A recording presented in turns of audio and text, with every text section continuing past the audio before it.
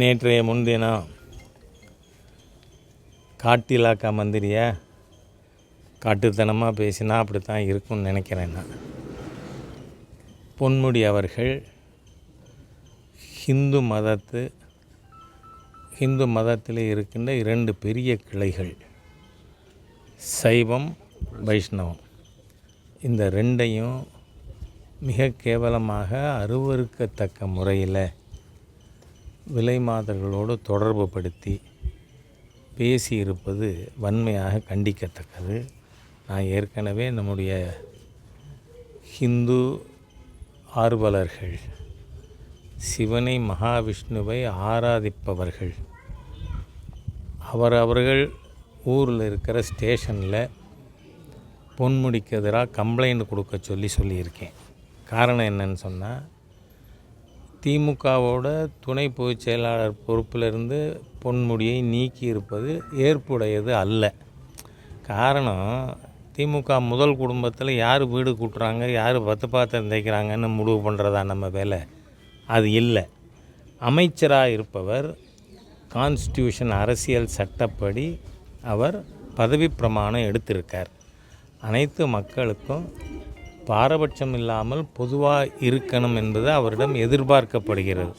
அதனால் அவர் திமுகவில் என்ன பொறுப்பில் இருக்காங்கிறத பற்றி வி ஆர் நாட் கன்சர்ன்டு.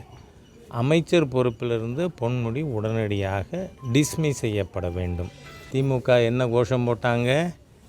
ஏரோட்டும் முழவன் ஏங்கி தவிக்கையிலே தேரோட்டம் உனக்கு எதற்கு தியாகேசான், ஏன் கந்தூரி உனக்கு எதுக்கு, உருசு உனக்கு எதுக்கு, சந்தனக்கூடு உனக்கு எதுக்குன்னு சொல்கிறதுக்கு இந்த ஹிந்து விரோத தீய சக்தி திமுகவுக்கு துணிச்சல் வருமா?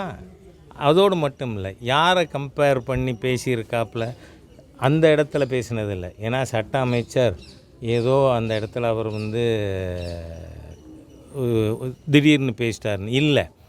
திருவாரூர் தங்கராசு பற்றிய விழாவில் நாங்கள் அந்த காலத்தில் வயது வந்தோருக்கான பட்டிமன்றம் என்று நடத்துவோம், அந்த பட்டிமன்றத்தில் இப்படியெல்லாம் பேசினோம் அப்படின்னு பேசியிருக்கார். அதனால் திட்டமிட்ட ரீதியில் நீங்கள் ஏற்கனவே என்ன பேசினீர்களோ அதை திருப்பி பேசியிருக்காருன்னு சொன்னால் உங்கள் டிஎன்ஏயே பழுதுபட்டது தானே. தமிழக முதலமைச்சர் சொல்லியிருக்காங்க, 2 ரைடுகளுக்கே அச்சப்பட்டு இன்றைக்கி அதிமுக பாஜகவும் அடிபணிந்து விட்டது, அவங்களோட கூட்டணி வச்சுருக்காங்க, இதனால் கண்டிப்பாக அவங்க வெற்றி பெற முடியாது அப்படின்னு சொல்லியிருக்காரு. நீங்கள் எப்படி பார்க்குறீங்க? நான் கேட்குறேன், இந்த திமுகங்கிறது அறிவாலய, நான் அடிமைன்னு சொன்னால் உங்களுக்கு சமயத்தில் கோபம் வந்துடும், அறிவாலய ஆர்வலர்கள்னு சொல்கிறேன்னா பொய்யையே பரப்பி கொண்டு இருக்கிறீர்கள். பிஜேபியோட முதல்ல மேடம் ஜெயலலிதா 1998 கூட்டணி வச்சாங்க. தமிழகத்தில் இருக்கின்ற 39 தொகுதியில் 30 தொகுதிகளை அந்த கூட்டணி வெற்றி பெற்றது. அதற்கு பிறகு 99 திராவிட முன்னேற்ற கழகம் பிஜேபியோடு கூட்டணி வைத்தது.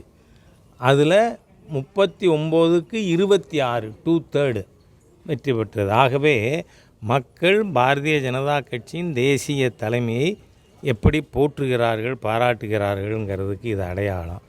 ஆமாம், தினந்தோறும் உங்கள் ஊழல் அமைச்சர்களுக்கு எதிராக ரைடு நடக்குது தானே என்ன? அப்போ இன்னொரு பக்கத்தில் நான் தொடநடுங்கின்றே இருக்கேன்னு ஸ்டாலின் சொல்கிறாரா? இதெல்லாம் அர்த்தம் இல்லாத பேச்சு.